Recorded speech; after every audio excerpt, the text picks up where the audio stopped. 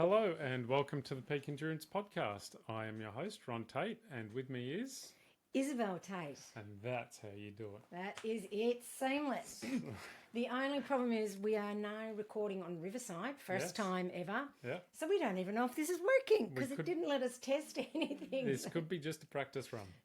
But if you're hearing this, clearly it's not. Clearly it all worked. Yes, that's right. Mm-hmm. Yeah. Alrighty. So updates. There's really not a lot to update, is there? Actually, which is no. quite lucky because we're in a bit of a time crunch. Yes, due to the fact that bloody hell. we actually did the podcast last Sunday, so... That's why we don't have the updates. yeah, That's so not the time crunch. we haven't done a lot since then, just our usual midweek stuff. To be fair, I did my long run today. Yes, you did your long run today, and I'm pretty much skipping my long run, although we'll do a longer run on Sunday. Yeah, longer on time, but not on distance, because we're going to do 20 k's, but about 1,000 meters of climbing. But we won't be doing, well, I won't be doing our usual 30 plus K run. You did yours today. Yep, I did 33 and a half, nearly 34. I thought it was going to be longer, but, you know, I'm an umpty. And then I just couldn't be asked. Yes, and that was that road run we did the other week, but I added a little bit extra on, which turned out to be a kilometre. I was thinking it would be more, but it added a kilometre and 100 metres of climbing. Yeah. And so I did that on my Pat Malone, and it was awesome. Yeah. and I got to work instead. Yes. Yay. Well, I was working on my running. Yeah, that's right. And then I raced home and did some actual work. But that's the beauty of working for yourself. Yes, it is. Yeah. My boss is really nice. Yeah. She lets me go for runs. She encourages you to go for She runs. does. She's an enabler. She is. Yes. So Sometimes she's not so much of an enabler. Sometimes she's telling you not to go on a run. sometimes she's lazy. Yeah. She doesn't want to go on that run.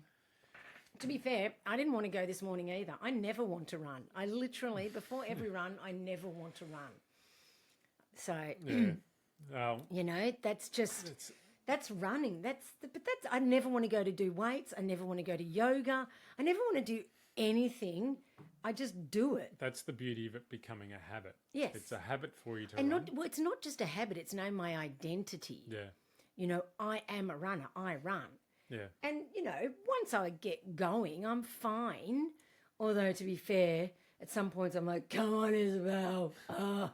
You'll be home. And I do my visualizations. And I was thinking about it, you know, like as something that's important for people to do is I visualize myself later on in the run and think, I'll nearly be home then. And I think, that'll be awesome. And I do that in races, and I find that helps me get through races. You know, when you get to that point in a race where you're like, I'm not going to be able to get to the end, and you can't even imagine it. I just imagine myself, like if I can see the trail further ahead, I imagine myself up there. And then later when I get up there, I sort of look back and go, oh my God, it's like magic. I'm here. And you've got to do whatever it takes to get you through. For me, I'm generally visualising myself eating my brekkie when we're finished. So, and that's what gets me through. I don't know. Didn't work for me. Food, I don't know. I just haven't had the same hunger. And I think mainly the reason I probably didn't feel like running today was, of course, I went out for dinner with Nikki last night and we had a bottle of champagne. Yes. So I had to get up in the middle of the night because I was thirsty. I'm becoming like a bloody alcoholic. I don't normally drink this much alcohol, everybody. I seriously don't. Not since I met Ron. Before I met Ron, I drank way more. Bottle a night. Yeah, nearly. Especially when I was teaching, anything to get through. Bloody hell, it was I got to go back to school tomorrow. So difficult. So, and I guess my running update has been that I have done a few fairly hot runs, warm weather runs where it was... Because, of course, Ron runs. Yes, he does. That's very hard to say. Say that 10 times. Ron runs around the roundabout. Ron runs in the afternoon when it's work. hot. And like I ran today, obviously I started at 6:45 or something, but it was, by the time I finished, it was warm. Yeah. And it wasn't even as hot as you've had it. It was 34 yesterday when you ran. That's right. And it was, I think, 28 or something the day 28 before. the day before. And we've had a lot of cold weather lately Oh, my here God. in Melbourne. Monday, it was 14 degrees, and then that would have been Wednesday, it was 28. Yeah. So, And then Thursday, 34. And we have not had any temperatures over 20 pretty much since last summer. And wasn't last summer shite? it was wet. I don't know. I can't remember. I know. Yeah. I'm pretty sure it was shit. And we went, oh, it'll be good. We'll go to the UK for summer. Yeah.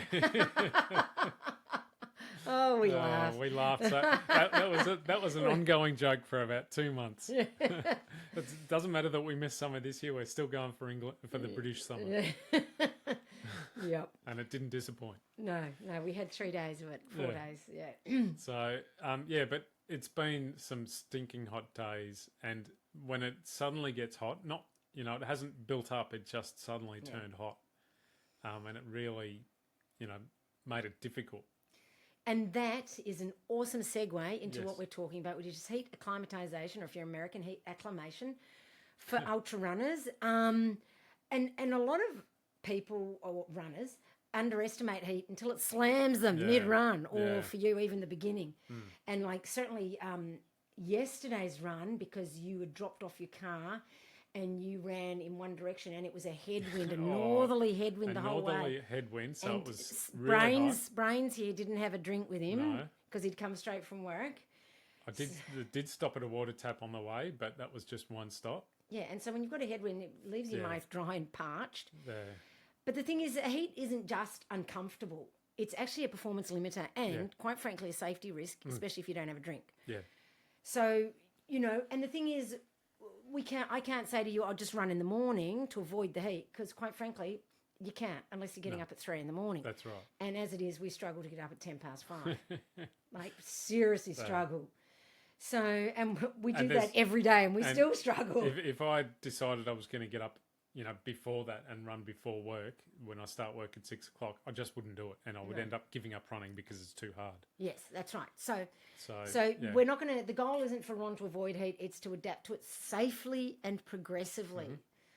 Now, obviously, we're talking about acclimatizing to heat, which will involve running in the heat. Yeah. So take this as the disclaimer that we are not responsible for what you decide to do if you go out in the heat and get heat stroke. Yep. We are not saying to you to be stupid about it. We're saying be sensible. But by the same token, the best way to get used to heat is... to run in the heat. That's right. It's just like the best way to get fit for running is... to run. Yes. It's not going for a bike ride. No. It's not going... for a walk. For a walk. It's not going, I don't know what. A spin class. Yeah. It's... running is the best. I mean, those things are great if you get injured a lot. And anyway, that's we're segueing again. Yes, that's right. We're not talking about me. that. I'm hopeless. I just start talking about anything. Essentially, you need to do what's right for you. Be sensible. Take water with you. Wear hats. Wear white clothing, preferably not black, because black absorbs heat and that sort of stuff. Like, be sensible. If you do use sunscreen, just be careful, because you don't, as much as sunscreen is great for stopping you getting burnt, it also clogs up your pores, thank you, which makes it harder to sweat, which then can make you overheat. So just try to use a light sports one or something. I don't know, just test out a few. Just be careful, because, because the last thing you want to do is take away your sweat. Yes, the ability to sweat, because that can be bloody dangerous. Super important. Yeah, that's why you're better off getting, UV clothing and wearing that than slathering. I read many years ago about this ultra runner who was doing a big race, and he slathered on 10 ton of sunscreen, and he actually ended up passing out because he couldn't sweat and his skin couldn't breathe. Yep. So that's why I'm always really nervous about that. So I think clothing is a way better way. Yeah. Anyway, okay, so what happens to your body in the heat, Ron? You can talk us through this because you felt it. Yes. Well, first of all, your heart rate goes higher than what it normally would at that set pace. Yeah. So perceived effort goes up. Yeah, that's even right. though it's the same pace. Yep. And you look at your heart rate and you go, oh, that's normally my heart rate for, when I'm doing speed work, and here I am slogging it out easy. Mm-hmm. Out. Easy being it doesn't feel easy because it's hot. Yes, I do have the microphone lap in my arm in my lap, like I do every single time. Yes. It's not exactly the most comfortable position, No, but it's just the way we've set it up. Yes. Yep. What else happens? Well, the blood gets diverted away from your muscles and towards your skin, because that's where it's going to cool down, and that's the body's reflex to cool your body down, is to send your blood to the skin to get cooled down by the wind, your sweat. That's right. So that contributes to muscle fatigue. Yep. Your core temperature rises faster. So a simple, nice easy jog will get your core temperature right up there. Yeah, and your sweat rate increases. And like I said before, your perceived effort skyrockets. Like, it just feels like shit, doesn't it? It does. It wasn't a lot of fun, was it? No, it was not fun.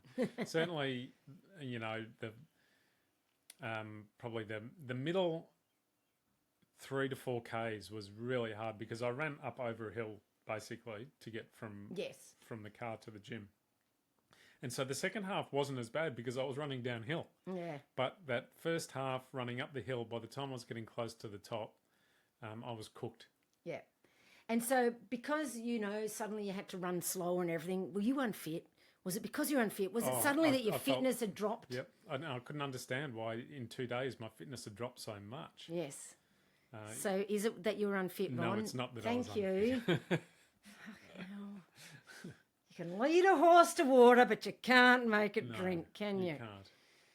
Okay, so it doesn't mean like these people who go, oh, I did something and my VO2 dropped 5 points on my thingy. There's no way your fitness dropped 5 points. Anyway, it doesn't mean suddenly that you're unfit. It means that your body's not used to running in the bloody heat yet. Yeah. Okay, and you've got to give your body some grace. You can't go, well, I normally run at 5:30 pace, so I'm going to make sure I keep running at 5:30 pace. If you do that, you will get heat stroke. Yeah. You need to slow down. That's right. Absolutely. You can't maintain the same pace. No. You need to, because your heart rate is a lot higher for the same amount of work, you need to slow the work down so that your heart rate drops a little bit. That's right. And you can't go, but this is the pace I normally run at and my heart rate's lower. Yeah, but your heart rate's higher. Slow down. Yeah. Now, acclimatization takes a while. 10 to 14 days of consistent exposure, which means you're not going to get acclimatized, Ron. I'm sorry. No. Because the chances of us having 10 to 14 days of right. consistent warm weather are Buckley's That's and right. none. That's right, because, Because you live in Melbourne. That's right. In Melbourne, it's going to be back to 18, 17 degrees again next week. It's going to be shit weather tomorrow. Yeah. It's going to be shit. Yep. But let's pretend you live somewhere that has a consistent weather and is decent weather. Yeah, tomorrow, 21. It's looking, it's going to Sunday's be 18 Sunday. Sunday, yeah. Oh, God. Anyway, looking like it is getting warmer next week, but not consistently hot. So we're not going to acclimatise, sadly. No. But we are going up to Sydney, so that we should acclimatise. Should get a little bit warmer. Yeah. Maybe a little bit wetter, but definitely a little bit warmer. Yes. Up in Sydney. So 10 to 14 days of consistent exposure. In the first 3 to 5 days, we'll feel Scheitzen-Heisen, basically. I was just pointing out that Isabel skipped a whole section there. I did skip a whole section. We can still talk about it. Yes. But full adaptation can take 2 to 3 weeks, depending on your training load. And I would say in Melbourne, it will take 4 to 5. Yes. In fact, in Melbourne, you'd come February, March, you should just about be acclimatised before it starts to get cold in April. Yeah. That 1 week of heat. That's right. That's right. So what does heat acclimatisation actually mean? Yeah. So all talking about how long it takes, pretend that we were doing it in the right order. What does it actually look like physiologically, Ron? Well, once you become acclimatised, your heart rate drops back to a normal rate, basically. You'll get earlier onset of sweating and more efficient cooling. Yeah, so your body goes, oh yeah, we're right in the heat. It knows to make you start sweating. Yep. And I read that there is research that shows people who sweat earlier in their runs, just in general, are more fit or more adapted to running. Yep. Okay. Anyway, that was just a by the by. Yep. You improve plasma volume. So your blood kind of thickens, and that's also why it feels so much harder when you're getting used to it because all your water's left the blood to sweat. But once your body's used to that, it improves everything. So your core temperature doesn't rise as much, and you decrease perception of effort because, of course, it is a bit decreased, and you're just used to it. Yeah. Yes. So you go through a stage where it does feel pretty crap, and but Ron's used to that. You were expecting it to feel crap, weren't you? Yes, I absolutely. And this, because I've always been an afternoon runner, it's been something that I've always had to deal with every summer. Yeah. I just, And I'm always like, I don't know how you do it. I couldn't do it. Like we come out of the gym and it's 3 million degrees. And Ron's like, well, I'm heading off for my run. And I'm like, I'm heading into the air-conditioned car. Yeah. God damn, it's hot. And I'm like, I just don't, like, I personally reckon it's not good for you, but you're used to doing it that way. And like you said, if you ran before work, you wouldn't run. I wouldn't do it, no, because there's no way I could force myself to get out of bed at 3 o'clock for a run. I just couldn't do it. Yeah, I did it for years. Yeah, and it's like us. Yeah, well, that's the difference between you and me. I just wouldn't do it. Yeah, yeah. So, but then I wouldn't run in the afternoon. I just wouldn't run. I literally wouldn't run. I know. Yeah. I've tried to do my runs in the afternoon, and I just end up not running. Yeah. So, even in winter, like. Yeah. So yes. All right. So it's just something that I know is going to happen. I deal with it and move on. Yeah.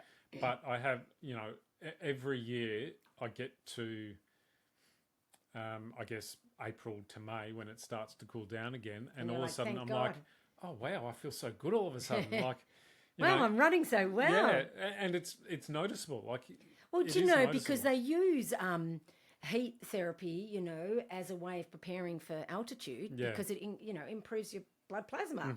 It does make you not fitter, but, more adapted, I guess. Yeah.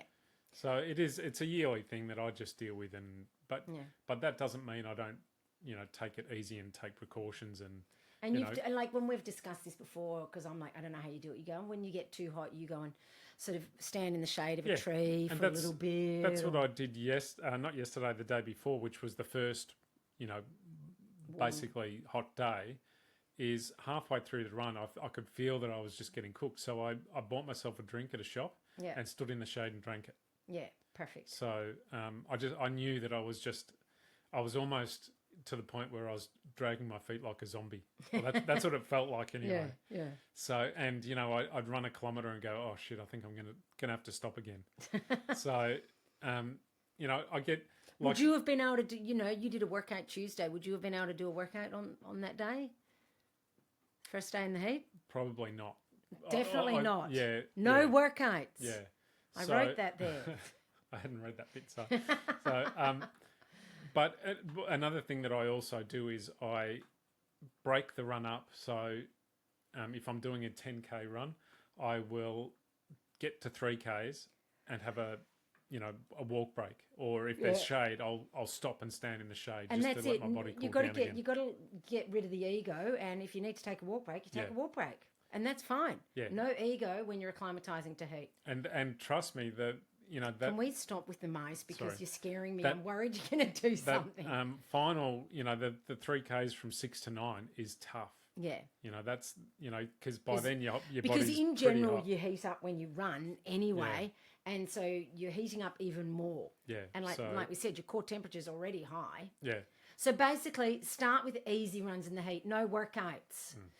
Okay, and definitely no ego running, no Strava, kudos running.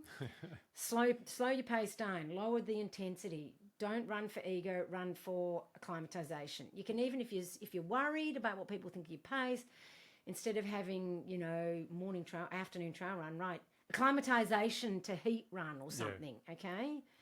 Like, and 40 minutes may be enough to start with. You did an hour, but you're so not used to it now, but you're used to doing this every summer. Yeah, I did. I had planned to go for, maybe 12, 13 Ks, but by the time I got to 11, I'd had enough. So that was... And that's fair enough. Yeah. But yes, like I say, I did slow it right down, and I do prepare for it, and I do know that it's going to hit me. So I'm fully prepared that it's going to be so much harder. Because basically you're training your cooling system, you're not training your speed. That's what I'm saying. Put in there acclimatization run. Yeah. All right. So heat block training, now this might be for people who are training for a race in a hot environment, right? So who was I talking to? I was talking to someone about one of my athletes about, they're getting ready for a race that will be in the heat. And I said, don't necessarily avoid the heat because you're going to have to get used to it, for your race. So don't, if it's a hot day, don't go, well, I'm going on the treadie, because that's not going to get you ready absolutely for your race. And I mean, then again, we also saw like a photo of Phil Gore on Insta or something. He was all bundled up on a warmer day. He's obviously, I mean, he was keeping it quite close to the chest. Didn't tell us what the race was. Everyone's like, what race? He's training for something, obviously in a hot environment, because he had himself bundled up in a bunch of clothing, overheating himself. And that's one of the things that you can do is run in the warmer part of the day and wear extra layers. And that's certainly what Phil Gore was doing. And for the record, my money's on bad water. Yeah. Yes. When is bad? I can't remember. No, I but can't that's remember. a long time away. I'm sure it is. I can't remember when Nikki did that, but it will be, June, July. So that's a long time to be doing heat training. Anyway, run in the warmer part of the days, wear an extra layer, and so, but if your heart rate spikes a lot or you feel dizzy and you're feeling a bit odd, stop. Yeah.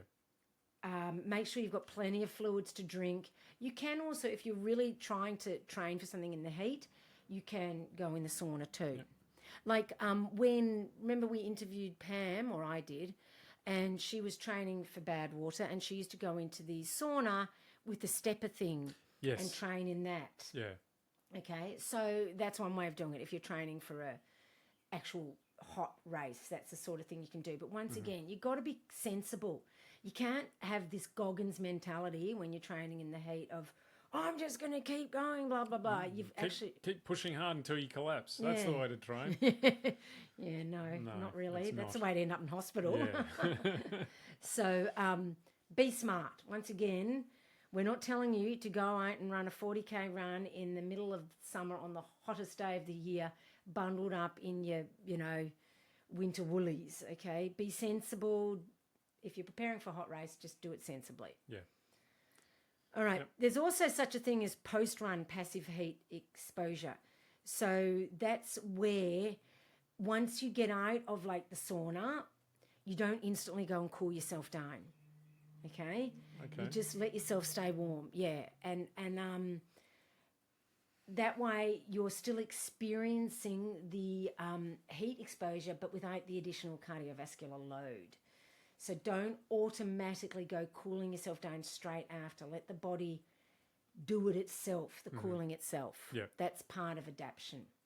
Stand outside until you're standing in a puddle and then move on. Yeah, that's it. Yeah. Like I had that puddle from the rain, it'll be a puddle from sweat. That's right. Yeah. And that is a good thing, letting your body cool down by slowly. itself. Yes. Okay. Well, I mean, it's a good thing if you're training for a hot race. Right. Right? Do that if you're trying to get your body used to heat. Another thing, if you can't train in the heat, like if you're training for a hot race and you can't train in the heat, then do like Pam did, you'll get in the sauna and do some of your training in there, or you go for your run, which is what I think she did too. She would go for a run and then she would get into the sauna straight after, or a hot bath. Mm-hmm. Which, you know how uncomfortable a hot bath can be sometimes. Yeah. Oh, my God. It's horrible. So if you do that straight after a run, if you live in Melbourne and you're training for a hot race, then that's what you would do. Yeah. So once again, it boosts plasma volume. It increases sweat response, and it's less stressful, quite honestly, than high temperature running. Though, to be fair, sometimes I do find a hot bath stressful. It can be, yes. Yeah, mind you, Elizabeth, my daughter, has always said that I don't need to be at volcanic heat, burning my skin off heat, but I beg to differ. Yeah. Yes. Yep. So you can heat acclimate with sauna and a hot bath, but for a hot race. Yeah. You don't need to do that to get ready for hot weather. Yeah. Hot weather, you just need to run in it. Okay? Now, hydration and electrolytes, super important. Now, I know I spoke not that long ago about how when I did the Adelaide race, I didn't have any electrolytes. Yep. Today, I ran, and it was probably only 25 degrees or something, but I had electrolytes, and I've been using electrolytes as it's getting warmer. Yep. Right, and I'm finding it's helping, and I've got my little Go Nutrition here. It's got some electrolytes in it and some branched chain amino acids. All Go Nutrition, excellent products, Australian, and that's Chris Harris. He's one of my athletes. Yep. And I'm not just saying that just because he's one of my athletes. It's actually a really good product too. Yeah, and you've been drinking. Is it about a bottle a day? Is that what Yeah, you've been I drink drinking this then? every day after a run, and then I also have my water as well. Yeah. And I'll refill that water. But yes, I just drink one of these, sort of mix the electrolytes and the Recover powder that they've got, which is branched chain amino acids and other stuff. And none of this is low sugar or whatever, or not low sugar. None of this is artificially sweetened. I don't believe in artificial sweeteners, as I know, because it is really bad for your brain. But you've got to, as adaptation kicks in, like we said, you start sweating earlier. So you'll be sweating more, sweating earlier, and obviously you're losing salts. Yeah. So you need to have electrolytes in summer. Once again, don't go crazy, and salt tablets, electrolyte drinks, electrolytes in your gels. Like, there comes a point, and then you're like, look at me, I'm covered in salt. Yeah, because you just sweated it all out. Use the correct amount. Yeah, because if you use too much, your body just sweats it out. It just sweats it out. And everyone goes, but it's because I'm a salty runner. Yeah, you just sweated it all out. Yeah. Drink to thirst, don't overdrink. Like I put a litre of water in my backpack, and I had a litre at the front with electrolytes and with carbs in it. And I had some of the water, and I had 3/4 of the drinks because I actually was hungry. So I was eating food and not really eating the Drinking drinking the carbs as much. But I still, I drank probably 700 mils of electrolytes, So definitely add electrolytes to your long or hot sessions, and if you're sitting in the sauna as well, and just look for early signs of dehydration, elevated heart rate, although that is a sign of acclimatizing to heat. So it's really difficult, if not urinating at all, or really dark urine like Coca-Cola colour. Well, that's probably even something even worse. That's probably that's death. Yeah. feeling off. Like, you should know your body well enough to know when it just doesn't feel quite right. Yeah. Alrighty, so how to perform workouts in the heat? Because I've put a workout in for you for Tuesday next week. That's right. And Tuesday is going to be probably 5 degrees. So it'll be nice and cool. It's going to be 23. You're going to be fine. Yeah. But just imagine it was going to be 30. Yeah. But once you do start to perform them, just keep intensity controlled. But do you know what? This is advice I give to everybody doing intervals. Intervals are not run as fast as I can. Woo! No, it's actually about learning pace control and doing the correct pace to get the physiological adaptation you're after. So keep it controlled. And understand that you don't necessarily need to run as fast to get the same reaction in the heat. Yeah, or adaptation, yes. Yeah. Start with shorter intervals, and if you need to, extend recovery between your reps. If you need to, stop the watch and have a little bit of a break. Sometimes when I've done intervals in the heat, if I've pushed intervals hard enough, I generally need to stop, but definitely in the heat I do. And accept your slow paces. Yeah. Compare effort, not pace. And maybe think about where you're doing it, and plan it around some drinking taps that you know of. Or carry something. Or carry something. To even just kind of dunk your head in a little bit just to cool down the top of your head. Yeah, good point. Because that actually makes quite a difference. Yes. And, maybe before you go out for your... maybe before, I've got like an ice bandana. You could grab that and wear that before you go out for your quality session, if that's going to make things feel a bit more comfortable for you. Or go to the track to do it, where you've got your bottle in the shade. Yeah. Okay. Yeah. Because quite often generally in summer, I will carry a bottle. You do, with me, and it's gross because you carry it in your hand, and it's a soft flask. And he goes, "Do you want a drink?" And I'm like, "Oh, it's like 50 degrees. It's that like water. It's tepid so water. gross. It's like coffee that's been sitting there for half an hour. It's gross." And I'm like, "I'll just warm. wet my whistle because it's just gross." But I'm a bit of a princess, so for me, liquid's liquid, and I just no. But but then I might, even if I'm carrying a bottle, if I see Yeah, it's a nicer to have a it bubbler, fresher. I'll actually stop and drink out of that. Yeah, yeah. So All right, so heat acclimatization mistakes to avoid: going Yes. too hard too soon. that's right. Heat is a stressor. Respect it. You are not some kind of superhuman, like, oh, everyone else needs to adapt, but I don't need to. No, no, you need to adapt. You need to give your body a chance. Yep. Yep. Doing back-to-back hard sessions in eye heat. To be honest, I don't believe in doing back-to-back hard sessions No. anyway. But heat stress compounds. Heat stress, that's like a double whammy. Yeah. No fueling adjustments. No, the stomach does shut down faster in the heat because obviously not only is the blood flow getting taken away from muscles, and it always gets taken away from the stomach, but there'll be literally no blood flow to the stomach now. Yeah. So everything will be harder to digest. Yep. So you've got to fuel earlier and more consistently. Like you can't just, you've got to be really careful. Yeah. So in other words, nibbles, lots of nibbles. Sip regularly. and nibble, sip and nibble, sip and nibble, which is always my mantra anyway. Yeah. Also, acclimatization, once you're acclimatized, that doesn't suddenly mean you're bulletproof, Yeah. right? Because even acclimatized runners can overheat. It's possible. Yeah. It's possible. I mean, anything is possible. running in mid to high. Oh God! I was trying to ignore it, but you weren't going to let me. No, I wasn't. It's sorry. Running in mid to high 30s is Nah, it's hard for no matter- anybody, yeah. even when you're acclimatized. Yeah.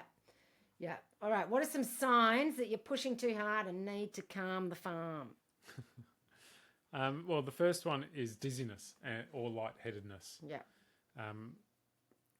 So that's generally your first tell because that's the one that you feel Yeah. most acutely. If you're getting sudden chills, bloody hell, you're in trouble. Yeah, when it's hot. Yeah. That's danger sign. Mm-hmm. Nausea and sort of unprecedented nausea. Like if Yeah. you're doing an ultra, you kind of know you're going to get nausea, but there's a difference. Yeah. And once again, this is why knowing your body is so important. Yeah. Yep. Yep. Headache. Getting Yeah. a headache. Yeah. I find generally if I have overheated, I get a headache after the run, not so much in the run. Yeah. But Yes, I'm the same. It might be that I'm just not thinking about it at the time. I don't know. Everything else, your knees hurt so bad you can't feel your head. That's Would right. that be it? Yes. And that's just a sign you need to drink Yeah. more water once you get home and Yeah. some electrolytes. Yeah. Your heart rate won't come down. You get confused or irritable. To be fair, that's generally me every run. Stumbling or coordination issues. To be fair, that Once could have again, been yes, the marathon last that's- week. That doesn't really matter whether it's hot, cold, or in between. Yeah, that's kind of us anyway, especially the irritability bit. Like we said, if heat, and especially if heat affects your brain, it's already an emergency, right? Yeah, Your absolutely. brain actually needs heaps of fluid. Heaps of fluid. It's very much fluid hungry and it's nutrition hungry, glucose hungry. Yep. All right, so race day. After you've done the After you've done the acclimatization. acclimatization for a hot race, Yep. you will cope better with the temperatures. Your effort will be smoother. You'll recover faster, even mid-race. Like you'll be starting to, feel like you can hit your straps more. Yeah. You'll avoid the early blow-ups. Only if you don't go out at Yes. 5K Yeah, fucking there is that. park run pace. Yep. You'll feel mentally Oh, you tougher. will, because there's nothing more debilitating than when feeling so hot and like Yeah. you're just dragging your ass around. And you'll be able to feel better because your body isn't in panic mode. Your body's going, I know this. Yeah. I know I can deal with this. Yeah. And it behaves appropriately. And so, and not just race day, but long runs. Yeah. Like what's going to happen is Ron's going to do all this heat acclimation. Then we're going to go out for a long run in the heat and I won't be acclimatized. Yep. And once again, he's going to... Are we going, hey, what's going on? Why are you collapsing? Why are you dragging your... Oh. And I'll be going, what? Who are you talking to? Are you talking to me? You can't be talking. That's it. Yes. So that's that. Yeah. So basically, that's heat acclimatization. Can Yep. you scroll down a bit? So heat isn't something to fear because, quite frankly, you got to face it every year. That's right. Oh, I'm a little poet. It's something to respect. So, like we said, you can actually be a performance advantage if you're training in the heat, and then you have an autumnal race. You could be like, whew. Yeah.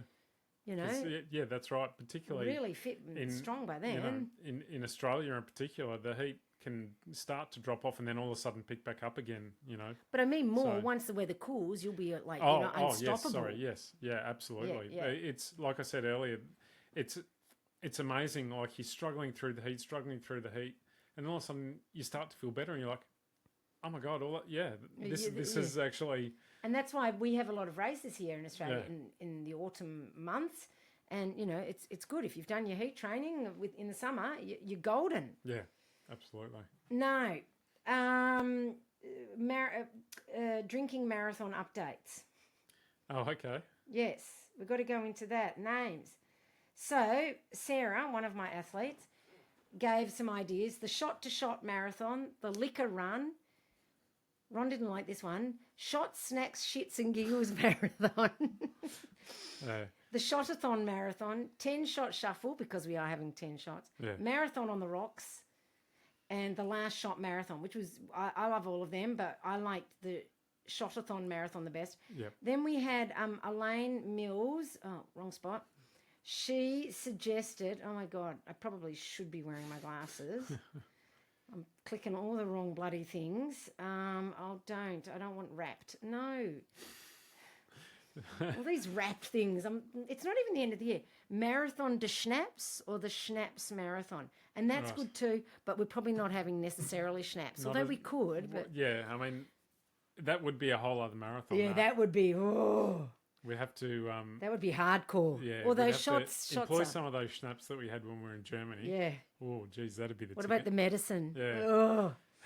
The medicine is this other, like, drink that they say that, you know, helps digestion and tastes foul and it's, Anyway, so we're going to call it the Shotathon Marathon, aren't we? So I'm going to start a Facebook, sorry, my eye's twitching. I'm like, the Shotathon Marathon group on Facebook, I will start that. It will be a private group, so you will have to answer them questions like, I accept that I will get drunk. I am responsible for myself. You know, those sorts of things. I'm over 18. I'm over 18. Yeah, we can't have anyone under 18, I'm afraid. So, yes. And those sorts of things. Just I'm over because... 18 but under 100, I think we should. Yeah. No, I don't care. They can be over 100. I mean, you think about my German cousin and all her friends who were drinking shots, drinking us under the table. But they're not over 100. No, they're not over 100. No, absolutely not. They're in their 60s and 70s. Is that right? Yes. Yeah. Probably more 70s than 60s, but yeah. I was trying to be nice. You know, and they're drinking me under the table. They thought they were a little bit. Oh, they could drink. They could drink. They was like, practicing Isobel, why are you drinking? I'm like, oh. But then when I did, I drank it wrong. When I finally got around to drinking a shot with you and Ed. Oh, that's right, yeah. And we went Prost, and I went, and threw it back, and you two were sitting there after one little sip going, what the fuck? And I'm like, what? Why did you say that? That's because that's what I used to do with tequila shots back in the day. Oh. PTSD on that one. No, it wasn't tequila. It was worse. It was stronger, probably. Anyway. So look for the Shotathon Marathon and join that if you're going to join us. Yeah. Okay, we want you to join us. If you're not going to join the run, then you can just follow along on socials. But it'll be, you know, I'll look at the calendar, but it'll be around end of November-ish next year. Before the Christmas rush. But we've got to figure out when we're going to Europe because we're going to be going to Europe to see my daughter. Mm-hmm. And my cousin and, do all those things, all the good things. So, it'll be, you know, the pre-Christmassy period. So maybe we'll go, I don't know. Anyway, because I've also got to figure out what races I'm. Oh, my God, it's so complicated. So many things to figure out. That's right. All right. Watch this space. Watch this space. Look on Facebook for it. And, I will be inviting some people, like the people who came on it and the people who I know definitely want to be in. But if I don't invite you, it's not because I don't want you. It's because I don't want to assume. So just join. All right. Yeah. Anything else? No, I think that's it. That's it. Das That's ist it. alles. So That speaking of, I'm using the Babbel app and I'm doing my German lessons yes, you every are. day. Yeah. Because I want to, like, I can speak rudimentary German. Like, Edith's always surprised when I speak. She thinks I can't speak anything, and I can actually speak fairly well. It's probably, like hers. It's not perfect English and it's not perfect German, but but she's always surprised when I speak. So I want to get better, and I want you to get on the app and make an effort to learn something but too. mine's going to have to be a lot more basic than That's what you're okay. doing. That's okay. So next week we will be in Sydney. Yes, so we're saying we'll do a podcast, but chances are we probably won't. If we get the time, we'll do the podcast. But it is actually a holiday. We're going on Yeah. a holiday, and as it is, I will be working for my athletes. So we'll probably try to minimize the amount of work we do, and doing a podcast is a considerable amount of work, or even though it's edit free. We'll just see. We'll just have to see, because I feel guilty whenever we go on holidays. I'm always working the whole time. Every time we go to Europe, every time we go anywhere, I'm always working. And poor Ron's like, spent all this money and gone on these holidays and you're working the whole time. And I'm like, I'm sorry, but... We're sitting in a room overlooking the... Rhine or the Rhine or the the Loch Ness. Yes, that's right. And you've got tippy tapping away on the computer. Nose buried in the computer. Yes. So well, when you're a small business owner, you don't get holidays. Yeah, that's it. When you haven't work had for one in yourself. 6 years. So So anyway, but that's all right. So but we try to reduce my workload a bit by not doing the podcast. So I'm tipping probably we won't, because yeah. But maybe. You never know your luck. We'll see. Watch this space. Yes.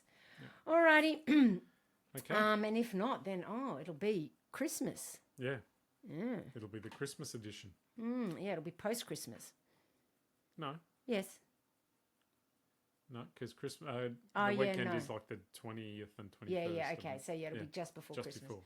Okay, that mouse is flapping around. You're scaring me. I'm just, because this is a new platform, I'm not even sure how we're supposed to stop things. I'm just praying this So is there recorded. might be 5 minutes of, have you turned it off? Ron, I don't know what if are I've you turned it off. All right, thank you for joining us. We really appreciate you being here. Please rate, review, comment, share. Look after yourself in the heat. Yes, subscribe. Look after yourself in the heat. Don't take anything we said as medical advice. And just look after yourself. Yep. Okay. Bye-bye.